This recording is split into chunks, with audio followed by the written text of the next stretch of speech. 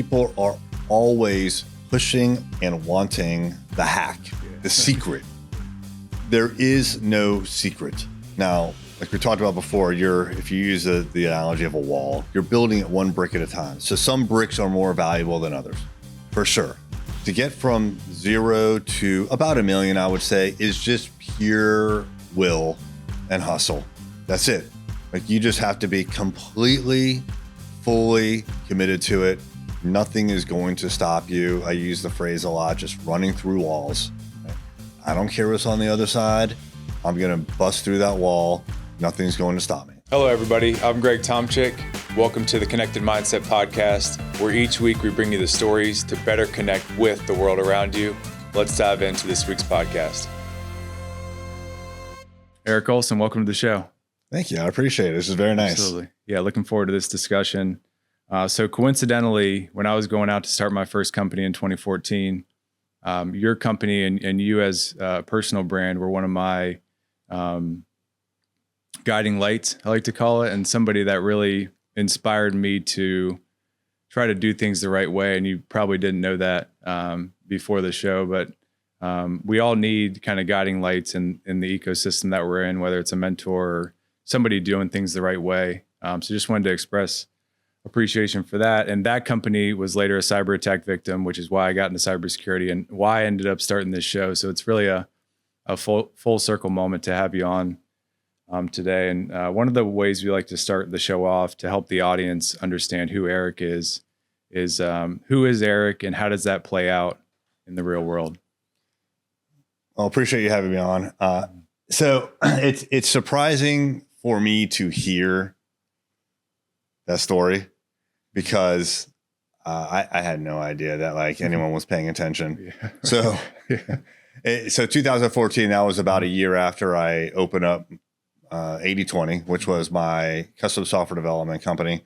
And we had an office here on Granby Street and just hustling and just trying to get some attention from anybody.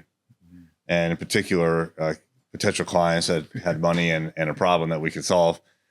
So we were just, we was really just me and a couple of guys. So basically when it came to marketing, it was just me just shouting and hoping that someone could hear. And I didn't know what I was doing at all. I had no strategy. The strategy was find people with a pulse and a wallet and see what would happen. Right. And so those were certainly the days of do anything for money and just try to survive. So I didn't even realize that anyone was listening, frankly, and certainly remembering me from those days. Those seem like very long ago days, that's for sure. Mm-hmm. So that was 8020. I knew that we had an issue at the company. After about 4 years of that, there was a big gap in my offering. Yeah. As a custom software company, I realized that things were changing in the industry. I had no idea that something like AI was coming, but what I did see coming and what was affecting us was offshore outsourcing, and in particular, nearshore outsourcing. So when it came to software, it was always relatively easy, I should say, for me to talk through how we're better than some outfit in India, as an example. They're 12 hours away. It's difficult to communicate with them. They have a different culture. Well, with nearshore, we worked with a company out of Costa Rica, and it was us and another company working for a common client, and same time zone, relatively same culture. They could speak and understand the language very well, English, and they knew our idioms, and they joked with the client and us, and they're a third of the price. And I'm like, okay, like this is it. I can't compete with this anymore. And so I knew I needed to walk away from that. At the same time, I was getting into marketing and trying things like SEO, trying things like social media. And I just knew I needed to change. And so I was on the hunt around 2015 or so, 16 for the next thing. How am I going to pivot into something else? And that ended up being a pivot into digital marketing. Interesting. So for people that don't know, so nearshore versus offshore, is it based on miles or is it? Well, I There's don't a know time the zone. actual Yeah, definition, but yeah. certainly nearshore is closer to home. Yeah. So think a time zone is the way that I usually think about it, and physical proximity. So Costa Rica, Mexico, Ecuador, Colombia, and these are places, since they're close enough to the United States, where there is a bleed over in the culture. There's a commonality. Whereas if you go across the world to China, to India, Pakistan, it's a completely different world. Mhm. Just completely different culture, completely different beliefs. Yeah. And the way that people interact with each other is different. So as an example, with Indian workers, they'll typically, and this is an oversimplification and a stereotype, but they will typically nod their head and say yes, and then they don't understand. Yeah. But they won't ask you why, which is obviously very frustrating. If you have a commitment to make, you've promised something to a client, you're on the hook. And so there's pros and cons with both, but nearshore seemed like the killer solution to something like software at the time. Mhm. What did that sounds like a huge transition, going from software, being a software developer, to now running a business, then realizing 4 years in you have to pivot into something else because the service model may just not work in the future. What does that pivot look like? What does that searching process look Yeah. like of what's next for me? Do you analyze your own business to say, marketing is the way to go, or, business development support's the way to go? Or how did you think about that pivot, and what did it look like to make the transition?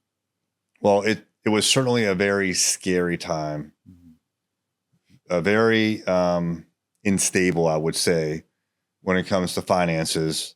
Although we were doing well, I was also living project to project.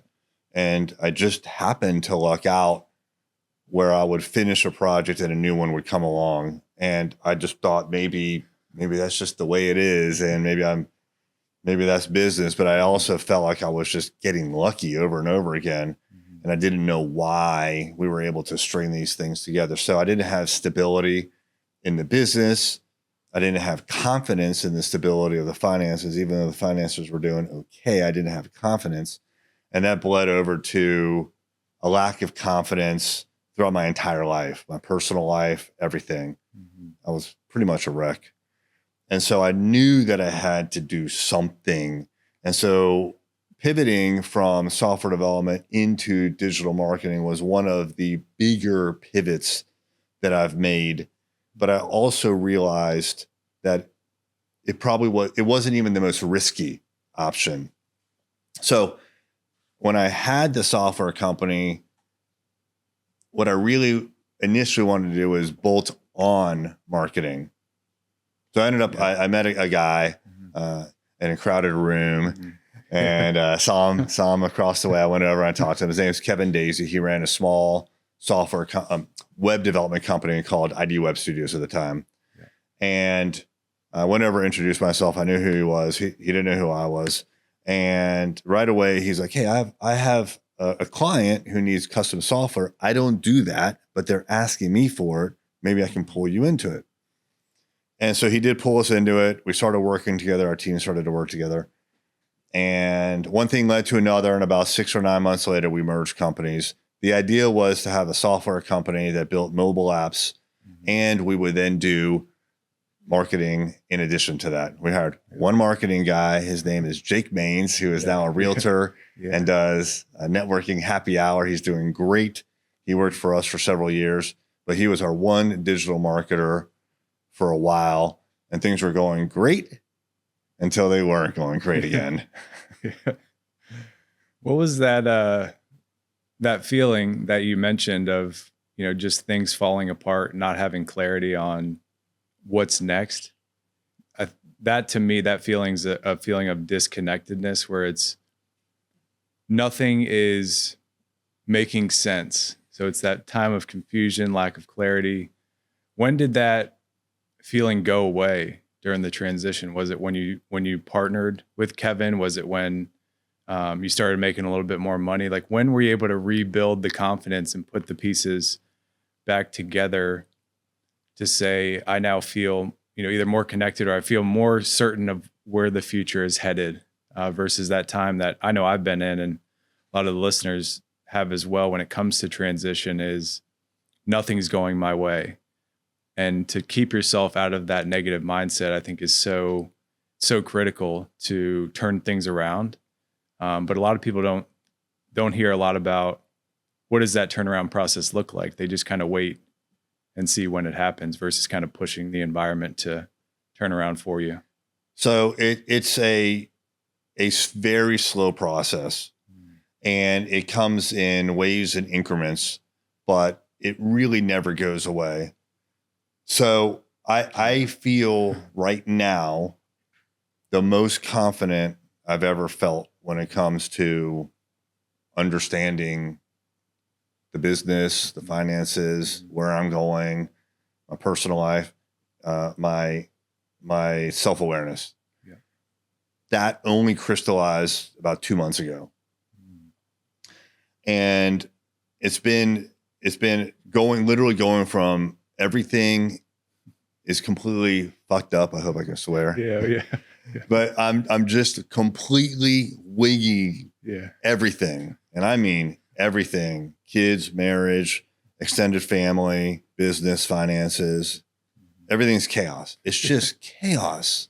And then slowly but surely, you kind of like put a brick on the foundation, and then another brick, a year or two later, and you start to have a little knee wall, and you start building up this kind of like fortress, if you will. But it is incredibly slow going.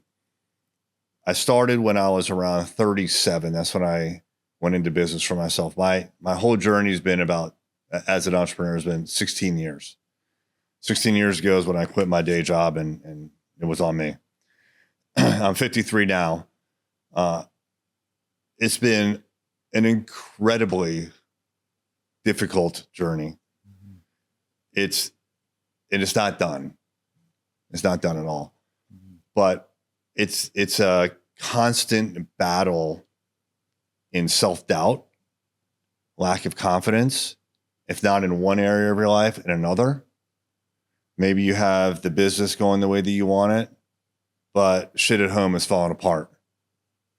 So you refocus, right? Like, we're very good as entrepreneurs of focusing on the big problem at hand, right? It gets all my attention. And so I'll focus back on marriage, home life, whatever's going on in my personal life. And then all of a sudden things start to fall apart over here. And it takes a long time to even understand where you're at, never mind to be able to create some sort of understanding of where you're going to be in the future. And then to get the people around you and get the knowledge and the processes, it's incredibly difficult. This is for sure not for the faint of heart. And I don't talk about this much. I don't think many people that have gone down this path talk about it much, because it's just not really something that matters that much.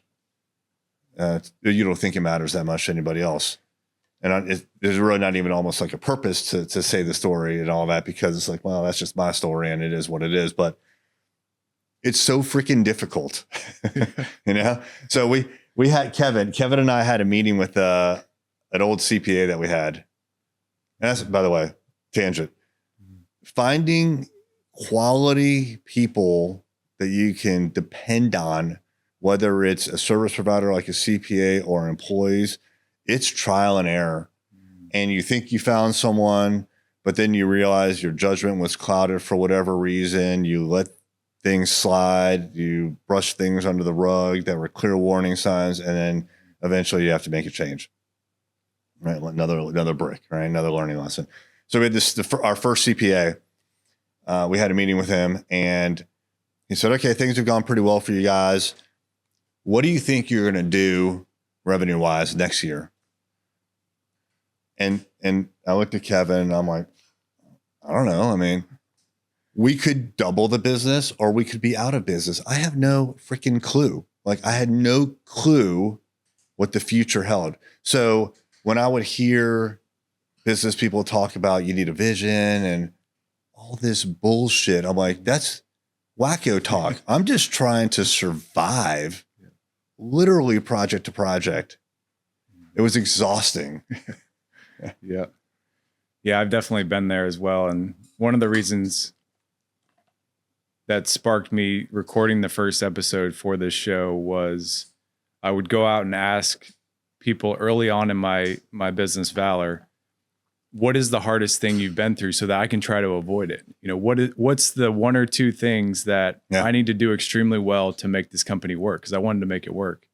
And a lot of them were just like, you know, take care of your people, you know, make sure you get good investors, like these things that I was like, well, why do I need to do that? Obviously you need to take care of your people, but none of them would say it's the hardest thing you may do in your entire life. And here's how you can make it a little bit easier. And that's kind of what I was seeking, was some wisdom for somebody to just say, you need to know that it's going to suck for a long time, and to be able to fight that. I had to, you know, realize that on my own. And some people do talk about it, but oftentimes it's the story after the success or after you figured it out. And not that we forget those things, but the pain isn't as raw, or the wound's not there to say, you're not supposed to, you know, do this in the mountains because this happens.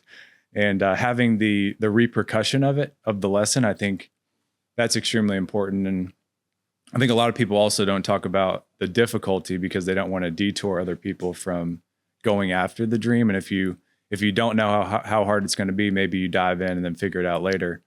But I think it's extremely important for people that are going through that hard to hear that if you've been an entrepreneur in any form or fashion, you've gone through something hard, or a majority of us have, and you're not alone in that element. And I think that those are conversations that I feel don't happen enough. They're more in you know, conference rooms or small rooms where people are having these more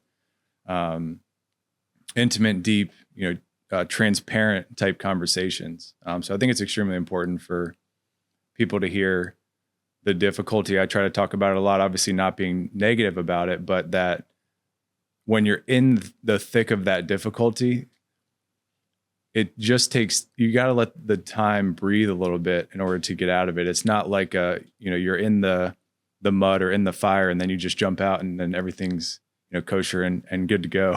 It's kind of it's a continual down and then baseline, and then down and then baseline. It's not always for sure. up and yeah. There's you know, there's an image that's floating around the internet where it's like people think that from starting to the finish line is a straight line, and no, it's like you're going up and down, and you're swimming through a pond, and there's an alligator that, you know, I'm sure you've seen it. So yeah, it's ups and downs for sure. You know, you mentioned there's not a lot of talk about this part of starting and running your own business. And you're absolutely right. It doesn't come out unless you know someone very, very well. Mm-hmm. Just a little side story. My wife and I, we went to a tile shop, and we were searching for ceramic tile. Mm-hmm. And the salesperson came out, and he was, you know, of course, doing his thing and showing us all the tile. And he's like, the owners are great. We'll be able to get you in. You're going to love working with us, blah, blah, blah. So we go home with the samples, and we're looking at the tile, and I call him the next day to tell him we want this tile, this tile, and this tile. Well, he doesn't answer the phone. Someone else called me back and said they've taken over the account. So I call his cell phone. Turns out he quit. He quit that morning, the next morning after we saw him. And he told us how the owners are terrible and it's toxic, and good luck. And so it's like, wow, that was a quick turn of perspective. Within 12 hours, the story completely changed, and we got to the truth. Right. So when you're in this shit like that, whether you're an employee somewhere going through a toxic relationship with your boss, the owners, whoever, or you're just neck deep in in turmoil in your own business, you have to put on the front, right? You have to say everything's fantastic. I mean, how many times have you gone up to someone and said, "Hey, how's it going?" And they're like, "It sucks," right? I am going through so much shit right now. Yeah. Maybe if you know them, but it's always like, "Oh, things are rocking and rolling. Yeah, to the moon. It's amazing, right? We're killing it." Yeah. And then a week later they're out of business, right? And so you have to be on. That's another problem with this whole thing that we're in, is that you have to constantly, at least for a good long time, always front like things are amazing. Our clients love us, right? My employees love us, because you're worried about what's coming next. Yeah, it's multidimensional, because internally it may be a huge storm, but you have to show sunshine. That's right. On the outside. And I think that makes the internal storm potentially worse. Much worse. Because you're faking it, so you're not really able to get any of that, storm out of you. It's shameful almost, right? It is. It's very shameful, because you're like, I'm basically lying to people by saying that things are great and we're amazing, but I know I have all these freaking problems back in the shop. Right. Because we know like where all the skeletons are hidden and everything. And so, you feel like you're doing something wrong, but you don't. Well, what are you going to do? Tell a prospective client that everything is going to crap? Yeah. No, like you have to just continue and hope. You have to hope for the best. Mm-hmm. Absolutely. Yeah. That hope piece is important. You have to have belief in yourself that there will be, sunnier days, better days. The lightest, or what is it? The brightest sunshine comes out after the darkest nights. Right. And then backing up to what we talked about a few minutes ago, like for me, at least, speaking about my own experience, my confidence was completely shot. No matter what you saw online, I didn't believe in myself, in the company, nothing. Yeah. I knew things had to change, and I didn't know how to change them. Yeah. What did that look like to make that change? I know it's a long-term process. It's kind of like looking at the pieces of your life and then your business and being like, what is most important to change? Whether it's my health, my finances, pouring into people more, the home life. It's always and it's not really a work-life balance, because as entrepreneurs, like you said, we're focused on solving what we feel is the biggest thing that needs to be solved. But where was Erik as a person in that equation? Or did it just, you got better by addressing the things in those areas of life, and then you were like, wow, I learned a lot throughout that process without intentionally focusing on making Erik better as a person and bringing that into the outside world? Sure. For a long time, Erik as a person was not a priority, frankly. Mm-hmm. I mean, I've always, like, as an example, worked out or eaten healthy. Yeah. But as far as like making me a better person, that was never a focus area until the last couple of years. So I just had to get through the shit. I just had to like take care of the most pressing priorities. And then when you have wife, kids, mortgage, all that stuff, you really do have responsibilities that rest sometimes completely on you. And so you have to take care of the fundamentals. And what that means is, unfortunately, often neglecting things like interpersonal relationships, right? Date night, friends, right? Those things, like you don't have the time or the energy for a lot of that stuff, but that starts to chip away at other parts of your life. And so there's no balance when you're going through trying to start a company. I know the phrase is like, not balance, but like integration. Yeah. I think even that's kind of like a euphemism. Yeah. You're just doing whatever you can to get through. And it's not even that I was working like, 24/7, but I was certainly, if I wasn't working, then I was thinking about work. And so I was present, but I'm just crunching through scenarios and numbers and just trying to figure it out. Yeah. How important is energy management to you and the process you've been in as an entrepreneur? I think energy management is difficult. I know like 2 or 3 o'clock comes and I need to like pick myself back up and get almost like recalibrate what mission I'm on to keep me going, because when I'm on and I start the morning, I get my workout in, I start the morning, I'm like 110% like in my business. Like the kids are out, everything's, everything's where it needs to be for a couple hours. And I'm like, I'm working, but the energy it takes to do that and to serve other people and make hard decisions like that can be very energy draining. So is there something you've done to help in that energy management? Because we see entrepreneurs as oftentimes in the figurehead of the world, the angry, like, the people that when they're not working on their business, they're angry with the other parts of life because of that brain going. And it's like, oh, I got to do this tomorrow. I got to do that tomorrow. Then you see other things of like, I got to pick up the kid or the wife wants to have an argument or you want to have a hard discussion. But my energy has reached a capacity point where I can just listen right now. Did you have to go through any of those kind of energy management, I guess, periods where you learned how to better manage your energy? Yeah, for sure. Every day. Yeah. Right. So it's really just a matter of prioritizing, I think. Yeah. Like what are you going to focus on at any given time? And there's just so much and it's not like my life is unique, any different than anyone else's. We've all got so much stuff going on, right? Yeah. And so you're just trying to, I know, like we just talked about balance and integration. You are trying to actually like, at least maybe not balance, but certainly touch on most of these things, but you're dividing your attention, you're dividing your energy. So as far as what I do, very similar to you, I'll wake up early and I'll get a workout in. It's not every day. Like when I'm right now, I'm not on, like I'm off my game right now.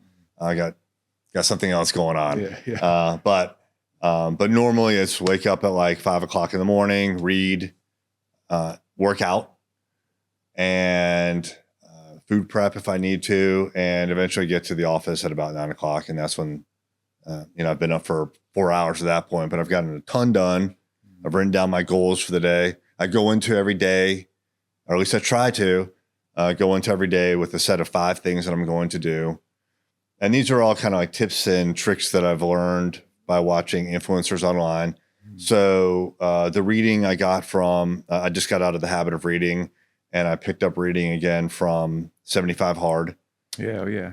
And so Andy Frisella. Andy Frisella. Yeah. So anyone who's not familiar with 75 Hard, it's a 75-day challenge. There's no prize.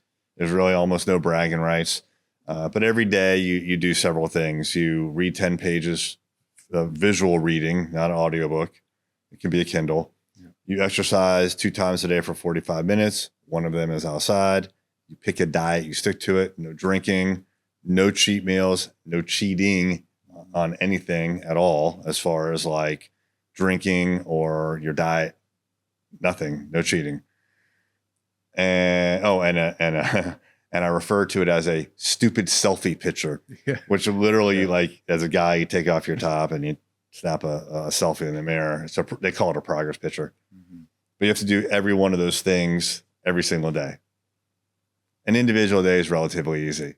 Stringing together 75 without any deviations, very difficult because life gets in the way. Yeah.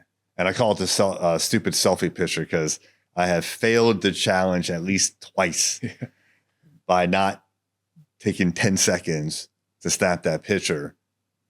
And the lesson I learned is you lose track of the small things, and the small things have big consequences. Yeah. Now I could cheat myself and say, well, but then now I know I'm cheating myself, right? And talk about shame, right? Like I can't even like tell myself that I did this thing. I'm going to lie to myself. So you have to be certainly honest to yourself in any regard as far as like how you handle your energy, your day, your life. So reading, the physical part was still a carryover from even before that. I've always worked out, but if I don't get it in the morning, something will get in the way in the afternoon. And my kids are grown and out of the house now, but when I had kids, you could forget about having any kind of free time after work. Just forget about it.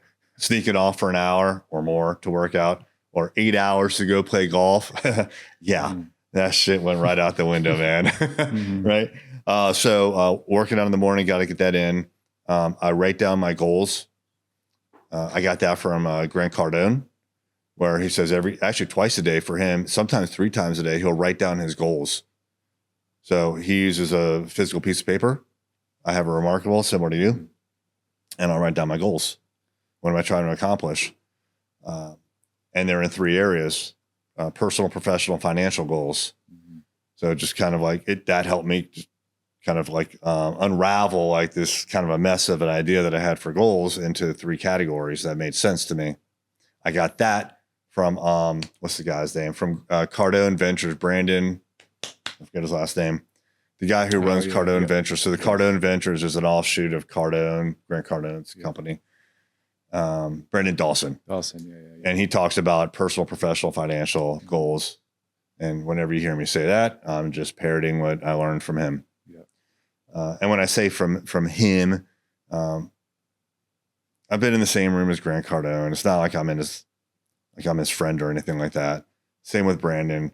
But mostly it's just from like social media. You can pick up a tremendous amount of knowledge from social media. Like, I had no idea that like anyone was following me on social media back in 2014. If it had a positive impact on you, that's amazing to me, because I didn't even think I was doing that.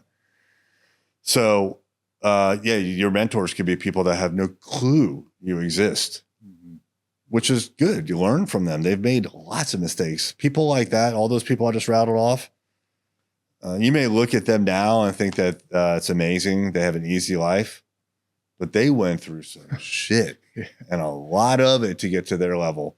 Hey everyone, this episode is sponsored by my company, Valor Cybersecurity, where we help defense contractors navigate the uncharted waters of cybersecurity compliance. As a cyber attack victim myself, I know the impact that this plays in people's lives, and at Valor, we solve that each and every day. If you're a defense contractor feeling frustrated and confused when it comes to cybersecurity compliance, visit valor-cybersecurity.com, take our free assessment, and get started on your journey to clarity in cybersecurity. So back to your question. Goals, a power list, the top 5 things. That's from Andy Frisella. Yeah. That's another one of his things. 5 critical tasks that you write down, you put it in writing. You don't just remember it, because it's easy to convince yourself that that's not really what you meant. You write it down, and your goal is to finish those 5 things, and only those 5 things, by the end of the day. And if you do that, you've won your day. And what do those 5 critical tasks have in common? Well, they should move one of your personal, professional, financial goals just a little bit closer to realization, just a little bit, right? So if one of your personal goals is to do something like connect with other influential people, entrepreneurs, right? Well, then when an opportunity like this comes up, okay, that's one of my goals, right? I need to get back with your producer and confirm the date. It's not that I've really like done all that much, but I've taken one little step closer, right?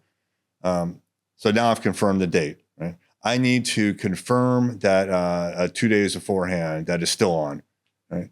I need to make sure that I shave in the morning, right? Because I want to be on camera. That's a kind of a stupid one, but I need to be here because like this moves part of my goals forward, or finances, right?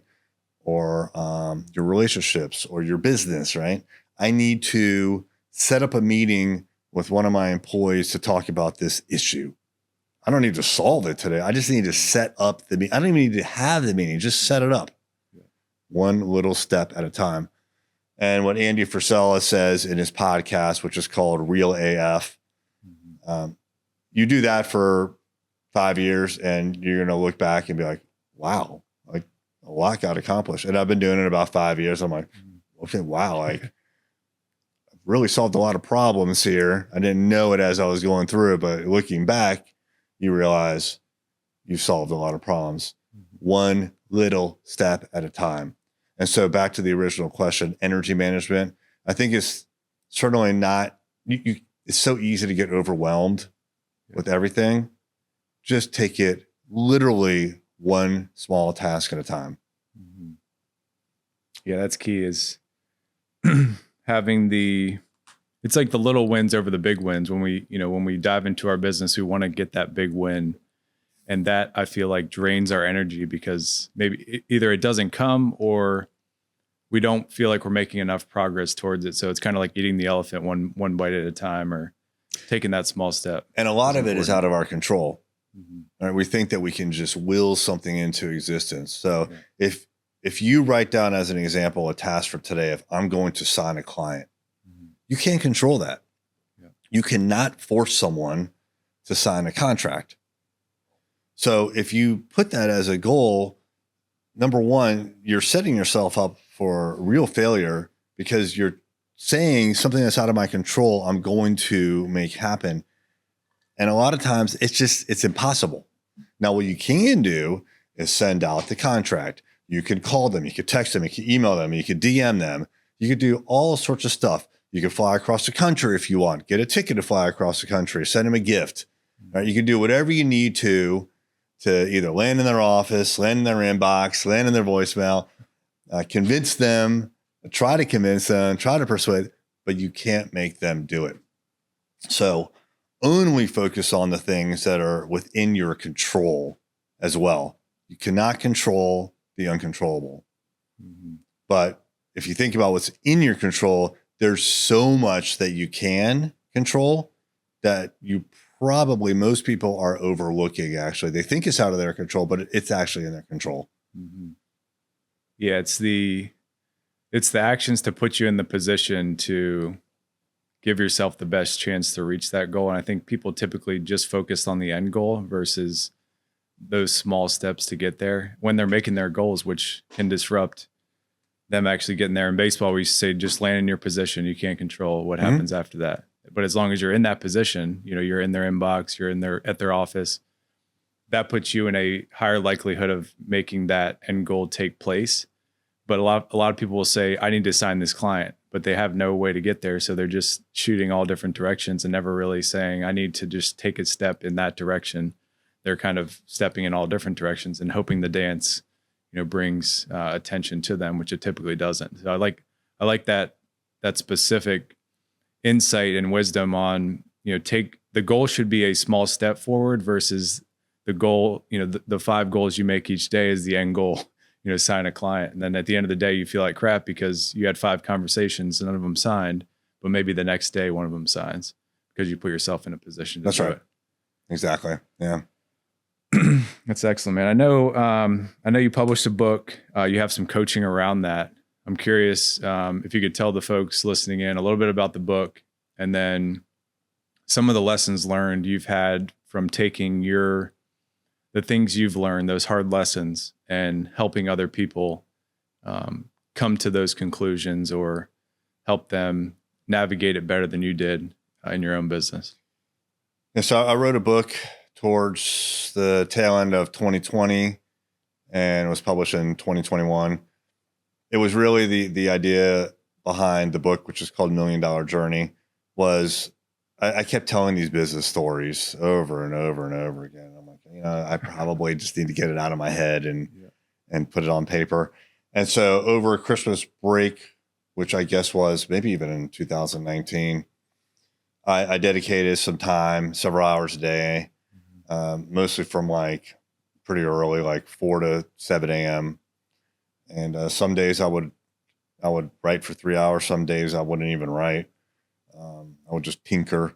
But in a month, I had what I'll call V1 of the manuscript. And it was just a total brain dump. Most of it was typed out. Some of it was voice to text, which means you have to go like interpret what it interpreted and get it correct. This is before ChatGPT. So I'm proud to say that there is no AI generated content in there. So I got it all out in a month. And then over the course of the next year, I reorganized the book, read the whole thing, reorganized it once, knew that there were problems, reread the book, reorganized it a second time. And then I thought it was decent. And so then I hired an editor and had the editor go through, and she read through it, reorganized it, gave me some homework, and eventually it was done. I did spend a little bit of money on the editor, the cover. The whole journey was enlightening to me. I had no idea how difficult it is to put together a book, emotionally, right? And just intellectually, and it's just a lot of freaking work. And I didn't have a great strategy for it, frankly. I didn't know like where I was going with it. I just needed to kind of get it out of my system. It was really almost just for me more than anything else. And even now, like there's really no business tie into it. At the end, I did have a call to action to join a mastermind. I've tried to do a mastermind a couple of times. I had one recently. I did shut it down. I just didn't have the participation in it. And I did have some lessons learned there, which is basically like, it's hubris. It's cocky, arrogant to think that you can start a mastermind when you're not even in the culture or the community, right? I've been very focused. What I mean by that is I've been very focused on running my own thing, very, very heads down, isolated in the business.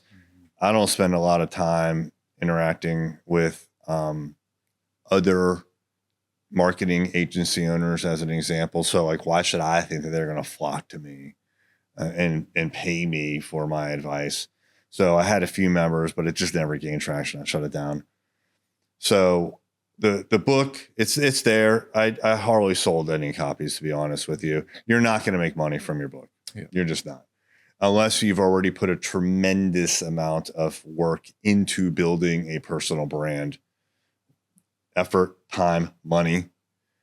It's just like anything else. Like you can't just put a book out there and say, I have a book and expect people to buy it. Or like, I have a service with my business, or I have a product, the SaaS product, I have AI. No one cares, right?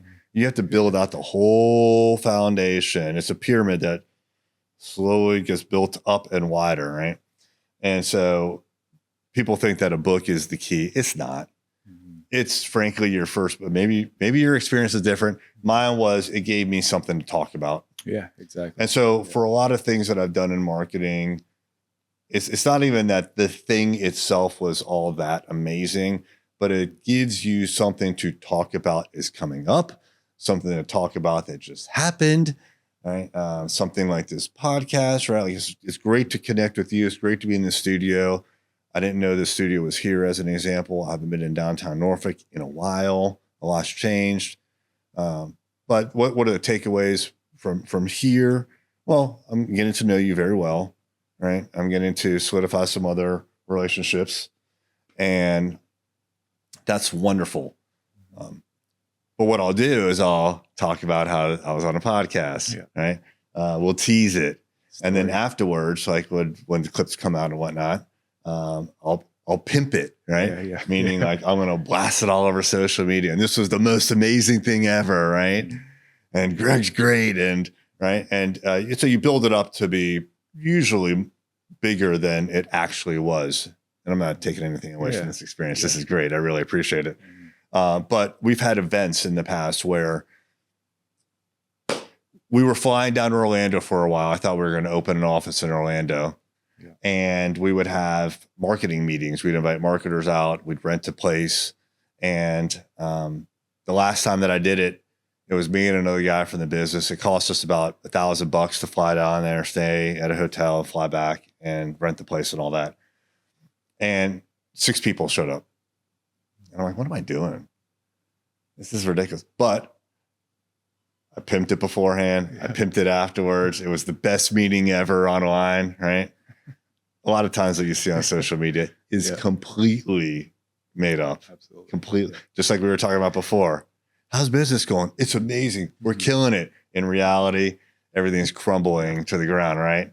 You have to continuously put up that front. So you can get a lot of good information out of social media, but a lot of it is just FOMO and made up. And these days with AI, it's getting pretty ugly out there.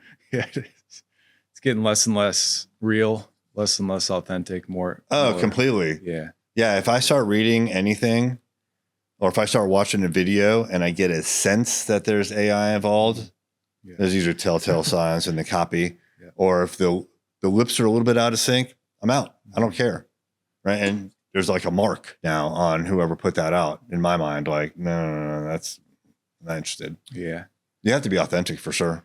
Yep, absolutely. So the journey to 1 million, if there's one thing as you wrote it, as you put it out in the world and people gave you feedback on it, maybe the editor, is there one thing that can help the listener who is on that journey to 1 million and beyond to think about their business differently? And every business is different, so it's a little hard to say what's going to be their breakthrough, but is there one thing from the book that you feel like really sticks out from either a concept or strategy?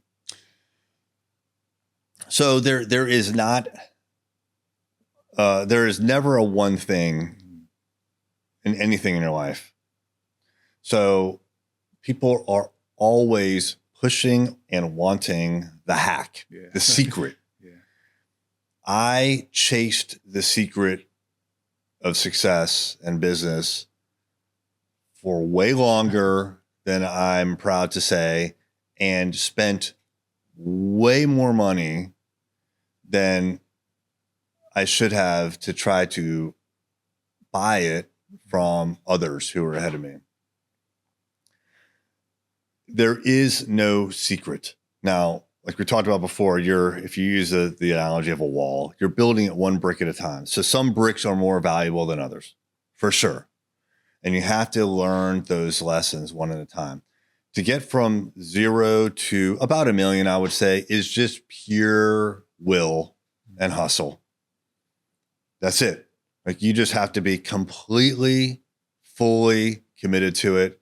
Nothing is going to stop you. I use the phrase a lot, just running through walls. Right? I don't care what's on the other side. I'm going to bust through that wall. Nothing's going to stop me. Unfortunately, you leave a lot of dead bodies in your wake, right? But you can blast through and you can get to the other side of 1 million. Staying there is not as easy. Not even as easy as what I just described, right? That's a lot harder. Because you could easily just slide back. You think you made it, and all of a sudden you slide back. And that's exactly what happened to us. We slid back after that. Once we got above 1 million, we never dropped below, but it was always hovering like right around 1 million, sometimes really close to it, sometimes, a couple 100,000 above in a given year, until we started to take off a little bit more. So one thing, perseverance for sure, which means discipline. You just have to be a disciplined person. You just have to make up your mind, and you have to be decisive. You have to just decide that you're going to do it. There is no other option. Right? And a lot of times in those days, you think you could do the impossible, and you think you can make the things that are out of within your control. You try your best, right? You do whatever you can. You just make it happen. It's just sure will. In order to sustain at around 1 million and continue to build, the one thing that I did learn was recurring revenue. I was, for many, many years, about 8 years, I was part of this group called the Entrepreneurs Organization, or EO for short. I just recently stepped away from that. But I did learn a tremendous amount from EO. For anyone that is interested in any kind of peer mastermind, EO is fantastic. I super highly recommend it. And one of the guys in EO, at one point, we were kind of going around in a room and talking about our challenges. And he said that he was getting tired of chasing the dollar. And he was in residential construction. So he would build speculative houses and then sell them. And he just got tired of project after project after project after project. And he never knew where the next dollar was coming from, kind of like we talked about before. You just kind of look out for a while. One project comes amazingly after another, but you don't really understand why. And he got tired of chasing the dollar. And so that was like, yeah, I'm getting tired of this too. I was doing project work at the time. I reached out to another EO member and I invited him out to lunch. I had an office on Granby Street. He came over. We went down to somewhere right around here and had lunch. And I was just like asking him question after question after question about recurring revenue. This is Martin Joseph is his name from 360. What used to be 360 IT Partners. He sold his business in the last year or so. And so he was telling me like all about his business and recurring revenue. And we're walking back down Granby Street back towards my office and to where he parked. And he stopped me right in front of like where the Starbucks is now on the sidewalk, stopped, turned to me, put his hand on me, very grandfatherly. And he said, Erik, you have to figure out recurring revenue. It will change your life. Wow. Okay. That's a pretty profound statement. Maybe overblown, I thought, right? But I took his advice. I went back to the shop. Several weeks later, I had taken all of our services and I had turned them into recurring services and recurring revenue, and started to sell that. And wow, people are actually buying this. This is great. Solves a lot of problems for clients. They don't have to write a big check. They can just pay a smaller check every single month. They can budget it in. Solved tons of problems for me. I wasn't chasing the dollar anymore. I wasn't going after that next sale. What I was doing is selling once and servicing over and over and over and over again, which is exactly what the client wants. They don't want to be sold over and over again. If they get a call from you, if they're thinking, shit, he's going to sell me something else or try to, right? They're on the defensive. But if they've already bought from you and you're just servicing over and over and over, they'll take your call. They're happy to talk to you because you're partners now. You need this to continue to work, not just get that next installment check for the project. There is no end date with recurring revenue. It fundamentally changed my business. It fundamentally changed my outlook on business. It gave me stability. That stability directly affected my personal life, because all of a sudden I could start thinking about a future for the business and thus for my family. I could start to answer the question from CPAs, how do you think you'll do next year? Versus, I mean, I could be out of business. I don't know. I have no clue. Now I had a clue. And that's when a vision started to kind of take form. Also at the Entrepreneurs Organization, we were at a day-long workshop, and the facilitator asked, what's the one big thing you want to accomplish in your career? What's the BHAG, the big, hairy, audacious goal? And I say, like Elon Musk, he wants to colonize Mars. Wow, that's amazing, right? Looks like he's progressing towards that goal, right? Gary Vaynerchuk, he wants to buy the jets, right? No one's offering to sell him the jets, but he's made a very public declaration that he's going to build up a business big enough so he can go buy the jets one day. That's amazing, right? So what was a BHAG that I could come up with? And we started to think about a big business. We knew we wanted a big business, but why? Or how do you even quantify that? So we started to quantify it by number of offices. This is pre-COVID, right? Yeah. And so even though we could work remote and did a lot, like remote working was not a thing. And so I was like, oh, I want to have an office in like 30 different of the largest metropolitan cities in the United States. Why? I don't know. So I was like, okay, that's dumb. That's not really a quantifier. I could trick the system and just open up offices and lose money just because I want to accomplish my goal. Okay, scrap that. How about people? Yeah, I want to have 1,000 people. Why? I don't know. Why that number? And in business, isn't it actually better to have like fewer people doing more work than more people doing less work? So I could game that system too. And so in the end, it came down to revenue for me, a big number.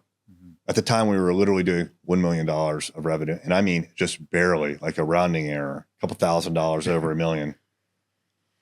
It was very tenuous. And so 50 million? Nah, man, let's go big. 100 million. So the goal was established, the vision, if you will, of building a $100 million company. And that was at Array Digital. That was our baby at the time. That was the only company that we had at the time. We were tiny. I don't know, maybe like 6 people. And like I said, barely over $1 million. It was just ludicrous. But I started to say it. I started to tell people that. I started to, part of the 75 Hard program, when you kind of go further into it, is you have a daily visualization. 10 minutes a day, you visualize some event in the future. And the idea is that if you could do that in great detail, you the theory is, whether you believe in this kind of woo-woo shit or not, is that you manifest your future. If you think about it and put deep thought into clarity into where you want to be in 5 or 10 years, then you can start to put the pieces of that puzzle together. And so I started to do just for like 30 days at a time, which is part of that 75 hard program, like visualize what does it look like to get to 100 million. Mm-hmm. And for me, it wasn't a stack of cash. Yes, everybody, it's a big number. Who doesn't like money? But what does money really do for you? Well, it buys you some freedom. It buys you some opportunities, right? And the bigger the pile of cash, the more opportunities. Stability, yeah, right? Financial stability. But also, like, in order to get to that size, you have to have a big company. Mm-hmm. And a big company means that there's all of a sudden lots of different positions that have to be filled. And I realized that it wasn't even a money thing. That's just how I represented that metric, quantifiable. It was creating opportunity for me, for sure, but for every other person around me that I was starting to kind of cobble together. So we have folks in our company where I was just talking to Eric Thomas, who was one of my key guys yesterday. And he was saying that he interviewed someone as an intern, and he said, "Where do you want to be in 5 years?" And she said, "I want to take over your job." And he said, "Hell yeah." And he hired her, trained her. She hasn't taken over his job yet, but she is running the account management group for Rival Digital, our second agency. And she's doing an amazing job, right? She wants opportunity. So when I started to manifest into the world by saying, we're going to build a unlimited opportunity by building $100 million portfolio of companies. If we spin off a company, I need someone to run it. I'm not going to run it. I need someone to run it. I need a good person, and they're going to need good people, right? That provides opportunity. When I start saying that to someone like her, Georgia, she believes it. And that's why she's there. She wants that opportunity. And now all of a sudden, because I've convinced her to believe in the vision, guess what? Now I have a responsibility to try to pull that off, right? So that becomes a focal point. Yep. So it really does, and Andy Frisella talks about this a lot as well. By the way, I talk about him a lot. I don't know the guy. He doesn't know me. But I think he has a lot of really good concepts. Yeah, he does. And he says that at a while, like, it stops being about you and it starts being about them. And that definitely happened in the last, like, say, 4 years or so. Before, in the very beginning, it was 100% about me. I just needed to make a buck. It was that simple. I didn't have any grand vision, and I wanted to change the world by being eco-friendly. None of that crap. None of that, man. I don't think many people do when they start on this journey. You're just trying to make a buck. You're sick of working for whoever you're working for, right? And now you're the person that maybe people are sick of working for, but you're just trying to make a buck. You're just trying to get by. So it was 100% about me, and then about my family, and then at some point it turned into my extended family, if you will. And I don't say that word a lot when it comes to the company. It's not the right analogy, but to the people that are important in your life, get them opportunity. You give it to them, you talk about it, it starts to manifest in ways that you didn't anticipate. Yeah. No, I completely believe in that. I think I've seen it happen in my own life and in the outside. My outside environment is people that buy into thoughts become things, because I've seen it on the other side as well, the negative thought process. So I'm extremely appreciative of the time and the insights. I definitely want folks to go check out the book. So we'll make sure that's in the show notes. Erik, one of the ways we like to wrap up the show on the theme of connection and how we can have a more connected worldview. What does connection mean to you? I would say, number one, you have to be connected, or you you should think about being connected to yourself first and foremost. So I won't go into great details. I know we're wrapping up here, but I have been on like a self-awareness journey for the last couple of years, and all of us, we behave in ways that we don't understand. We don't know why we do the things we do, why we accept the things that we accept, why we tolerate the things that we tolerate, why we said something before that was maybe inappropriate, why we don't say something when we should have.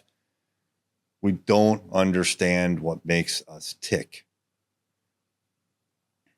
So I think it's very important to work on understanding yourself, get connected with yourself first and foremost, because otherwise you're wearing a mask all the time. As far as the more traditional way of the concept of the connectedness, people to people, you know, there's a part of me that will just, like I said, I'll blast through walls, and I did that for a long time. But you leave dead bodies in your wake. And when I realized I was doing that, I did not like who I had become. I remember one time at my last employer, we had just moved in an office space, and there were a lot of individual offices, and I politicked behind the scenes to get the office that I wanted. That was a little bit above my pay grade. And one of the senior managers said, Eric, like, we know what you did. You may have won the war, but you're going to lose or you may have won the battle, but you're going to lose the war. Mm-hmm. And sure enough, I was like a black sheep at the end. Like, I had left dead bodies in my wake, and I knew that I had done that, and I felt remorse. And I never want to do that again. And even if I'm upset about a situation or a person, or I'm going to fire someone for cause, I try to do it in a very connected way, humane way with a person.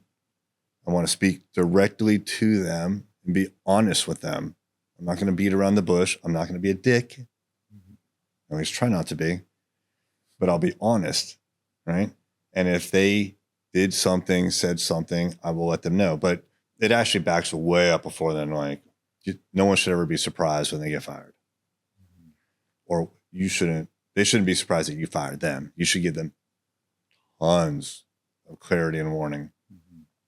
So you have to connect with other people. And how do you do that? It's one-on-one combat. Right? It's literally taking the time. Like, I'm off today, right? We're packing up the house, but I wanted to come and spend some time with you, right? And hopefully, like, we've had some sort of a connection. It's time consuming, right? It takes energy, but now maybe we'll continue to have conversations, right? And who knows where that goes? You never really know. And a lot of times you don't want to use people. So it's not like I want to ever start a relationship, connect with someone with an intent of leveraging them to use them. Yes, you can strategize. If I meet this person, I'll meet that person. Then that's smart, right? But be genuine about the relationships.